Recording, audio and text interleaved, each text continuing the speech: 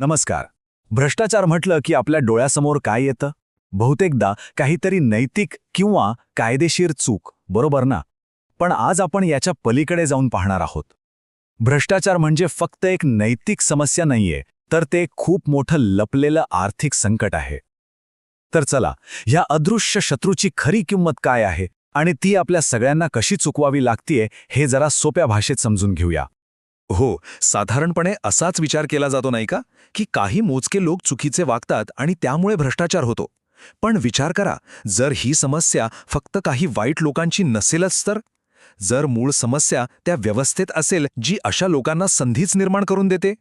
हा आकडा खरंच धक्कादायक आहे. एका अंदाजानुसार जगाच्या एकूण जीडीपीच्या तब्बल 5% हिस्सा दरवर्षी भ्रष्टाचाराच्या पोटात जातो. विचार करा, ही किती मोठी रक्कम आहे. या पैशातून जगातल्या अनेक देशांची संपूर्ण शिक्षण आणि आरोग्य व्यवस्था आरामात उभी राहू शकते. म्हणजे ही रक्कम आपल्या विकासातून अक्षरशः चोरीला जातीये. बरं, मग जगभरातल्या या भ्रष्टाचाराचं मोजमाप कसं करतात? त्यासाठी एक खूप महत्त्वाचं साधन आहे, ते म्हणजे करप्शन परसेप्शन्स इंडेक्स किंवा भ्रष्टाचार धारणा निर्देशांक. आता यातला महत्त्वाचा शब्द आहे मानलेल्या किंवा परसेप्शन्स. म्हणजे हा इंडेक्स प्रत्यक्ष पकडलेल्या केसेस मोजत नाही, तर त्या देशात भ्रष्टाचाराबद्दल लोकांचा, तज्ज्ञांचा काय समज आहे, काय धारणा आहे हे मोजतो.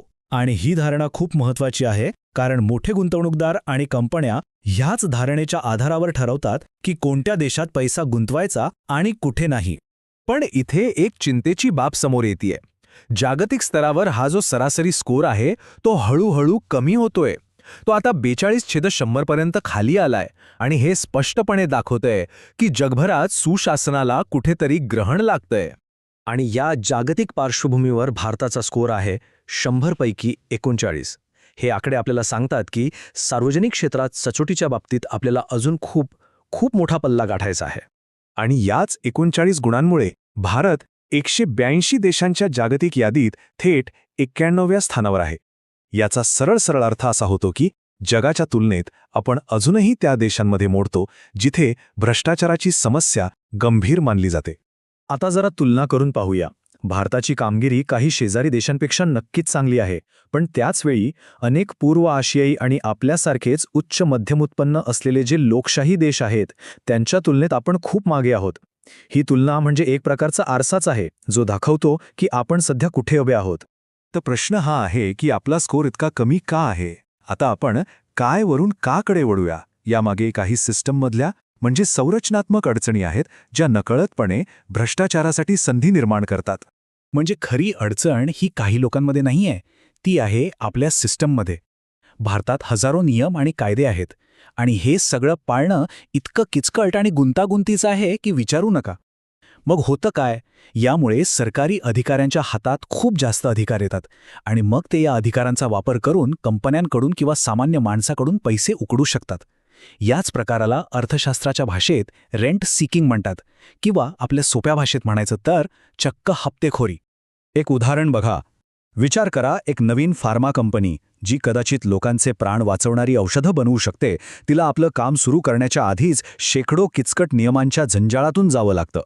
यामुळे फक्त व्यवसाय करणं कठीण होत नाही, तर भ्रष्टाचारासाठी एक मोकळं मैदानच तयार होतं.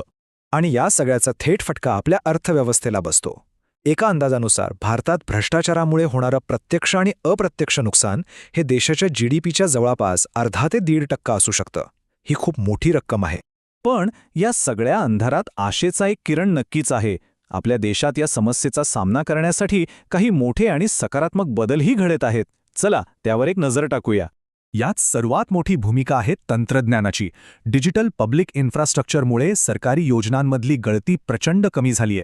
जीएसटी नेटवर्कमुळे कर प्रणाली अधिक पारदर्शक झालीय आणि ई प्रोक्युअरमेंटमुळे म्हणजे ऑनलाईन सरकारी खरेदीमुळे सरकारी कॉन्ट्रॅक्ट्समधला भ्रष्टाचारही कमी झालाय. आणि या सगळ्यातला सर्वात महत्त्वाचा बदल आहे तो म्हणजे दृष्टिकोनातला. आता भ्रष्टाचाराकडे फक्त एक नैतिक समस्या म्हणून पाहिलं जात नाहीये, तर तो एक आर्थिक विकासातला मोठा अडथळा आहे आणि देशासाठी एक धोरणात्मक धोका आहे. ही नवीन मानसिकता तयार होतीये. एक गोष्ट स्पष्ट आहे, भ्रष्टाचाराविरुद्धचा लढा हा काही एकदा करून संपणारा नाही, तो एक न संपणारा प्रवास आहे. तर मग भविष्यात पारदर्शकतेचा हा मार्ग कसा असायला हवा? तर पुढे जाण्यासाठी काही गोष्टी खूप महत्त्वाच्या आहेत. जसं की नियम आणि कायदे सोपे करणे, संस्थांना अधिक स्वातंत्र्य देणे, आपली न्यायव्यवस्था अधिक कार्यक्षम करणे आणि अर्थातच तंत्रज्ञानावर आधारित प्रशासनाला आणखी प्रोत्साहन देणे, या सगळ्या गोष्टी मिळून व्यवस्थेत खरी सुधारणा घडवून आणू शकतात. तर शेवटी एक प्रश्न उरतो.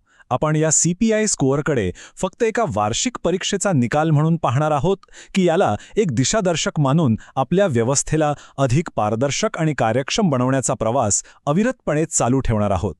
याचं उत्तर आपल्यालाच मिळून शोधायचं आहे.